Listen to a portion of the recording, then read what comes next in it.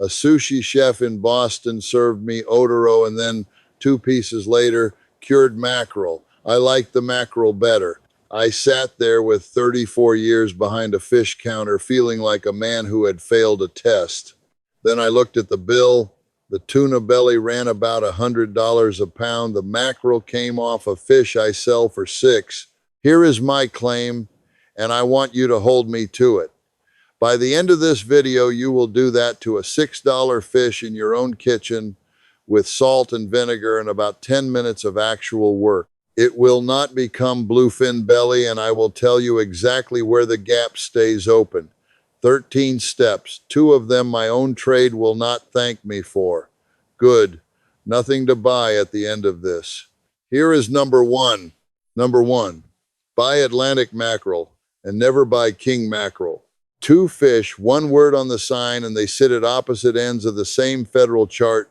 Atlantic mackerel is on the best choices list, and not just on it. It is on the shorter list inside that list, the fish low enough in mercury that the advice specifically says you can feed them to a child. King mackerel is one of 7 fish in the choices to avoid column. Shark, swordfish, marlin, orange roughy, gulf tilefish, king mackerel, and big-eye tuna. Read that last one again. The tuna is on the avoid list. The $6 fish is on the list they want in your kid. The line is drawn by concentration. Anything averaging at or under 0.15 of a microgram per gram goes in best choices. Anything over 0.46 goes in the avoid column. Same family, same ocean, wildly different position, and the reason is age and size. King mackerel gets large and lives long and accumulates. Atlantic mackerel stays small and dies young. And here is your advantage. A restaurant menu says mackerel and stops there.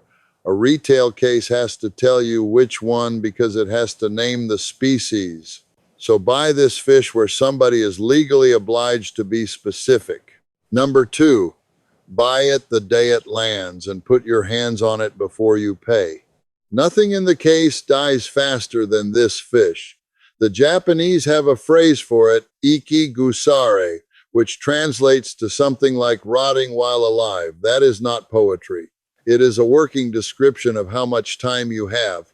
So check it, and check it in this order.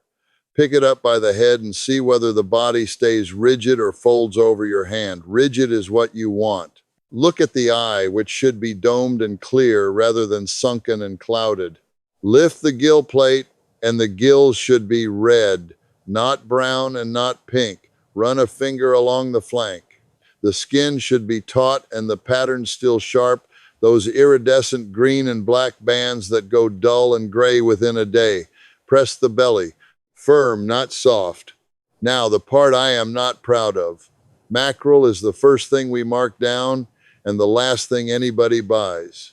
It comes in beautiful, it sits, and by the second afternoon it is on a sign with a red pen through the price. Over 34 years, I have thrown away more mackerel than I have sold, and every one of those fish was worth more than the tuna next to it on the day it arrived, which is why the next step is the one that everybody skips. Number 3, learn the histamine rule because this one is not about flavor. There is a kind of food poisoning called scombroid. It is named after Scombridae, which is the family and the title of this video. Both fish, the mackerel and the tuna. The illness is named after them because they are the ones that do it. Understand that this applies to the $100 fish exactly as much as it applies to the $6 one. Same family, same chemistry, and the price on the sign does not enter into it anywhere. Here is the mechanism. The muscle of these fish is loaded with an amino acid called histidine. Once the fish is dead and sitting above 40 degrees, ordinary bacteria start converting that histidine into histamine.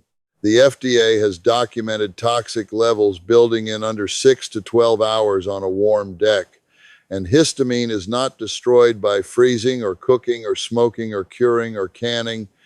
Nothing on this list of 13 steps touches it. Not the salt, not the vinegar, not the flame. The fish will not always warn you either. it can carry a serious load and still smell like nothing much at all. So here is the rule. If the first bite tastes peppery or metallic or your lips start to tingle, put the fork down. Flushing in the face, a headache coming on fast, sometimes a rash, usually inside the hour. It generally clears in 4 to 6 hours, and an antihistamine handles most of it, but the decision that matters is the one you make at the first strange bite. Number 4, if you caught it yourself, spike it and bleed it inside 2 minutes. The Japanese call this Ike Jime, and the second half of it Shinke Jime. The spike goes in just behind and slightly above the eye. You know you have found the brain because the fins flare out and the whole animal goes still at once. Then a thin wire runs up the neural canal along the spine back and forth, which stops the muscles firing after death. Then you bleed it. A cut at each gill arch, one at the tail artery, and the fish goes head down in a bucket of water until what runs out is clear. Why this matters more here than on almost any other fish. A mackerel thrashing in a bucket is flooding its own muscle with lactic acid and adrenaline while its core temperature climbs. Texture goes soft, flavor goes sour, and the clock I just described starts running fast. Now the concession. If you are buying instead of catching, none of this is available to you. What is available is the question. Ask whether the boat spiked and bled them. The answer and the speed of it tells you what kind of counter you are standing at. Number 5, a slurry, never a bed of ice. Watch what happens when somebody lays a fish on top of a bag of cubes. The animal is round and the cubes are angular, so the two are touching in maybe 6 places. Everywhere else there is a gap of air, and air is an insulator. That fish is not chilling. It is resting on something cold, giving up heat through 6 small contact points while the middle of it stays warm for hours. Now fill a cooler half with ice and half with water and stir it, salt water if you have it. The slurry finds every square inch, the belly cavity, under the gill plates, the hollows behind the fins, and it pulls core temperature down in minutes rather than hours. $6 of fish, $2 of ice, and that is the entire equipment list. It is also the step that protects the clock. Every hour that fish spends warm is an hour of conversion you cannot undo, and nothing further down this list reaches back and fixes it. And it belongs to you. A restaurant takes delivery on a schedule in a waxed box hours after somebody else decided how that fish would travel. You can put a cooler in the car and have the fish in slurry 90 seconds after you pay for it. Number 6, fillet it, then cut the bloodline out and throw it away. Run your eye down the middle of a mackerel fillet and you will see a dark stripe following the lateral line somewhere between deep red and brown. That is not a defect and it is not blood sitting on the surface. It is a separate band of muscle loaded with myoglobin and fat, and it is the first part of the fish to turn. Understand what you are looking at because this is the whole thing. That stripe is what people mean when they say mackerel tastes fishy. Not the fillet, the stripe. It carries the iron, it carries the strongest oils, and it goes gray and rancid hours ahead of everything around it. People eat one bad piece of mackerel in their lives, taste that band, and write off an entire species for 40 years. So take it out. Shallow cut down one side, shallow cut down the other, angled in so the two meet underneath, and lift the wedge out in one piece. You lose about 8% of the fillet. That 8% is the difference between a $6 fish nobody wants and a $6 fish that eats like the expensive one. Here is the part that is on us. We sell mackerel whole bloodline in because pulling it costs labor and it costs saleable weight. And weight is what we charge by. Nobody in 34 years has ever asked me to take it out. Not once. Now the fish is ready for the part that actually changes it. Number 7, salt the flesh side for 1 hour and let it weep. Coarse salt, more than looks reasonable. Lay the fillet's flesh side up in a shallow dish and cover that surface completely. so much that you can still see white grains sitting on it after a few minutes. Keep the salt off the skin. The skin does not need it, and the salt will only make it harder to work with later. 1 hour for an average fillet. Longer if you are holding something thick, up to 2 or 3 hours on a big fish and a little less on a thin one. Come back and look at what has happened. There is a pool of liquid in the dish and the fillet has visibly tightened. That water came out of the muscle and it took a great deal of the strong flavor with it, and the protein left behind has firmed up into something that will hold a clean edge under a knife. Rinse the salt off under cold water quickly and pat both sides completely dry. 2 hours of your day and $1 of salt. Hold on to that number because the fish you are turning into is one that sells for $100 a pound. Number 8, vinegar for about as long as the salt sat. Rice vinegar or rice vinegar cut with water, 4 parts to 1.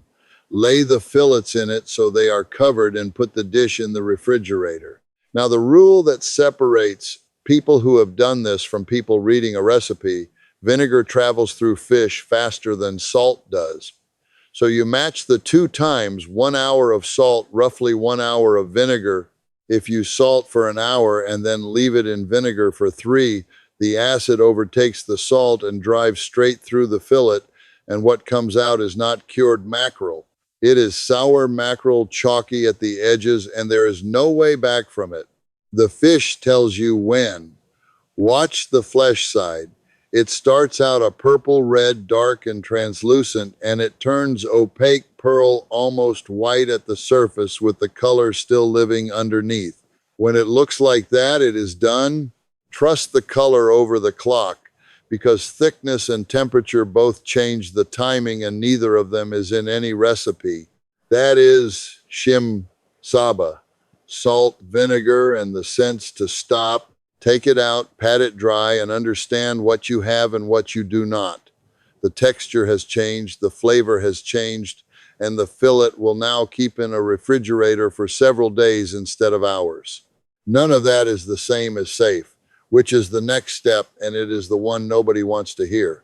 Number 9, freeze it and get the order right. Here is the step. Almost every version of this gets wrong, and I am not going to be the one who leaves it out. Salt does not kill anisakis. Vinegar does not kill anisakis. That is a roundworm larva living in the gut of many wild fish. Mackerel is one of the species it turns up in most. The hour of salt and the hour of vinegar are nowhere near what it would take. There is research on exactly this, on marinated and brined and cold smoked fish, and the finding is consistent. Traditional curing does not do it, so do not let the word cured slide into the word safe in your head. 2 separate things, and only one of them has happened so far. Freezing is the reliable kill. -4 degrees for 7 straight days, or -31 until solid, and then held another 15 hours. And the order matters. Cure first, then freeze. Freeze a raw mackerel and then try to cure it, and the texture is already gone because ice crystals have opened the muscle and the salt has nothing firm left to work on. While we are here, kill the idea that frozen means inferior.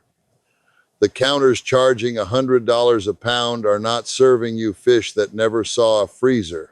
A great deal of top-grade tuna is frozen hard at sea, far colder than anything you own, and that is precisely why it arrives the way it does. Which brings me to the concession, and this one goes entirely against me. A household freezer at 0 does not meet either standard, not at 7 days, not at 14. If you want this raw, the honest answer is to buy fish commercially frozen to that specification, or to have a chest freezer you have put a thermometer inside and verified. That capability is not yours, and I cannot hand it to you. Everything else on this list you can beat the professionals at. Not this. Number 10, peel the membrane with your fingers, never a knife. Look at the skin side of a cured fillet. There is a clear film on top of it, and after the vinegar it goes slightly tough and plastic, which is what you want because now it comes off in one piece. Find a corner at the head end and pinch that film between your thumbnail and your finger. Pull it toward the tail, slowly, keeping it flat rather than lifting it away at an angle. It releases in a single sheet. What is underneath is why people order this fish at a counter. Silver, blue, black, banded, throwing light like the inside of a shell. Sushi cooks call this whole group hikimono, the shiny things, and that surface is the entire argument. A knife takes the silver off with the film and leaves you gray. Your fingers leave it, done with a thumbnail. Number 11, pull the pin bones, then cut thick and on an angle. There is a row of fine bones running down the center line of each fillet, and they are not where you expect. Lay the fish flat and run a fingertip along the middle, moving from tail toward head, which is against the way they lie. They catch on your finger. That is the only reliable way to find them because looking does not work and pressing does not work. Tweezers, and pull each one in the direction it is already pointing. Pull against the angle, and you tear a channel through the flesh you just spent 2 hours firming up. Then the cut, and this is where people undo the whole job. Slice at an angle, blade laid over toward the tail, and take pieces about 1/2 inch thick, not paper thin. Almost everybody goes thin, because thin is what a knife wants to do, and thin looks skilled. An oily fish cut thin goes slack, it drapes, it loses its edges, it grays off at the rim within a minute of hitting the plate, and the fat you protected through every step of this reads as greasy instead of rich. At 1/2 inch, it holds its shape, and when you bite it, there is resistance, and then it gives, which is the exact thing people are paying for in a $100 piece of tuna belly.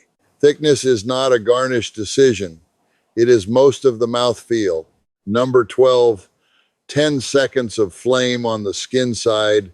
The last step, and it is the shortest one on this list. Lay the slices skin side up. A kitchen torch held 4 or 5 inches back, moving continuously, 10 seconds across the whole surface. No torch.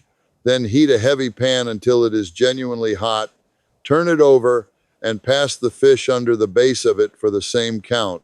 What you are looking for is the silver going slightly bronze at the edges and the surface tightening, and you will smell it before you see it. Underneath that skin is a layer of fat sitting right at the surface. 10 seconds of hard heat renders the top of it and turns it aromatic without cooking anything below. The cool flesh underneath stays exactly as it was. This is the step that closes most of the distance that is left. Everything before it was subtraction, taking out the water and the bloodline and the strong flavor. This one adds, and in Japan they have a word for it, aburi, which simply means seared, and it is used on the most expensive fish in that country for precisely the same reason it works here. 10 seconds, that is the entire cost of it. Now the one my trade will like least. Number 13, stop buying the bright red tuna. Tuna gets its color from myoglobin, and fresh myoglobin holding oxygen is red.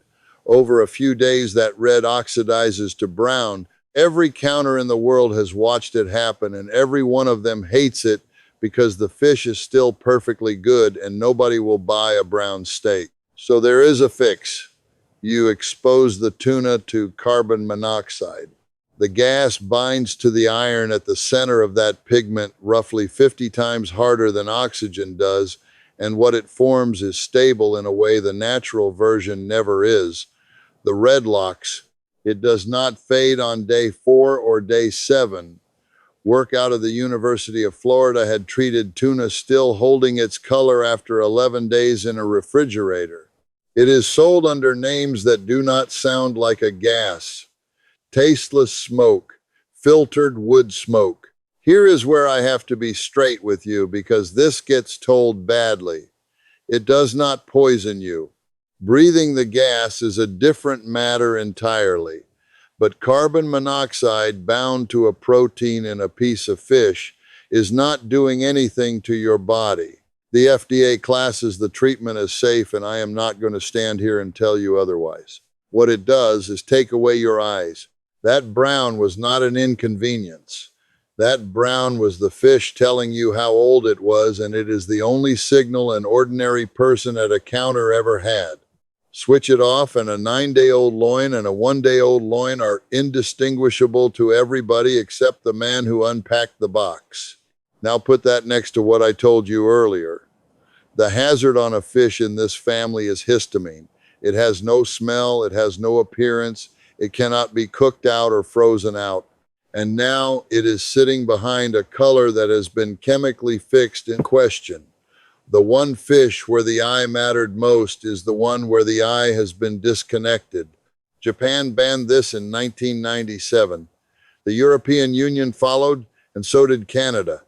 Here it is legal. Retailers are supposed to disclose it on the label, and a great many of them do not.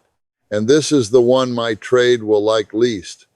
Gas tuna is among the highest margin things in a lot of cases in this country, and it is high margin for exactly one reason. It stopped being able to look old. Nothing gets marked down. Nothing goes in the bin on a Thursday. Your $6 mackerel has no such protection. It goes dull, its eye sinks, its belly softens, and it tells you the truth about itself every single day of its very short life. That is not a weakness in the fish. That is the last honest thing left in the case. Let me give you all 13 in one breath. Atlantic mackerel, never king. The day it lands, hands on it first. Know the histamine rule, spike and bleed inside 2 minutes. Slurry not ice, bloodline out, 1 hour of salt. Vinegar for as long as the salt sat. Cure first, then freeze, and know what your freezer cannot do. Membrane off with your fingers. Pin bones out, cut thick on the bias. 10 seconds of flame, and stop buying the bright red tuna. Now look at these two fish on paper. 100 grams of raw Atlantic mackerel carries about 14 grams of fat, roughly 1,400 milligrams of the long-chain omega-3s, and more vitamin D than most people manage in a week. Bluefin comes in around the same, sometimes under. The lean loin of a wild Pacific bluefin has been measured well below 1% intramuscular fat. Sit with that. The $6 fish carries more fat in its ordinary muscle than the $100 fish carries in the cut most of it is sold as. The $100 lives in the belly, a narrow strip of a very large animal, and everything above that is scarcity and auction theater. In January, a single bluefin went in Tokyo for over $6,000 a pound. Here is my honest limit, and I said at the start I would give it plainly. This does not become otoro. Toro fat is laid down through the muscle in a way. Mackerel fat is not. It eats differently, and anybody telling you the two are indistinguishable is selling you something. What you get is the richness and texture people are actually paying for at a fraction of the price on a fish that beats it on nearly every line of the chart. And the gap is not species. Same family. The gap is 13 steps of handling. Somebody decided one fish was worth and the other was not. Mackerel is cheap because it dies badly. And it dies badly because no one was ever willing to spend 10 minutes on a $6 fish. Every gray mackerel you have been served was a decision about what it was worth. A regular of mine ate at the good counters in 3 cities and told me so often. I gave him a plate of this with no explanation. He guessed at a fish 4 times the price, and when I told him what it was, he stood in my shop and did the arithmetic aloud. So tell me in the comments where you are watching from, and which of these 13 you had never heard before. And if somebody older than you taught you a rule about fish that is written down nowhere, put that one down too. Those are the ones I read twice. Next time, the same treatment on bluefish, which cost less than mackerel and which half the boats on the coast throw back.